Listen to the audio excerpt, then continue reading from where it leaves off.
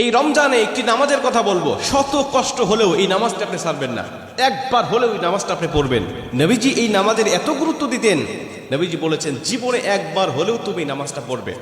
এই হাদিসটি ইবনে মাজাহ শরীফের, তিরমিজি শরীফের এবং আবু দাউদ শরীফের 1297 নম্বর হাদিসের মধ্যে এই হাদিসটা বর্ণনা হয়েছে এই নামাজের কথা। নবীজি তার চাচা আব্বাস রাদিয়াল্লাহু তাআলা আনহুকে ডাক দিয়ে বলছেন, চাচা আমি আপনাকে এমন একটি নামাজের কথা বলছি, এই নামাজটা আপনি প্রতিদিন একবার হলেও আপনি আদায় করবেন। চাচা যদি প্রতিদিন সম্ভব না হয়, অন্তত সপ্তাহে একবার হলেও আপনি নামাজটা পড়বেন। যদি সপ্তাহে সম্ভব না হয়, তাহলে আপনি মাসে অন্তত একবার এই নামাজটা আদায় করবেন। চাচা যদি মাসেও আপনার পক্ষে কষ্টকর হয়ে যায়, বছরে একবার পড়বেন। যদি বছরেও না পারেন, জীবদ্দশায় অন্তত একবার হলেও নামাজটা পড়বেন। কারণ এই নামাজটা এত পাওয়ারফুল নামাজ।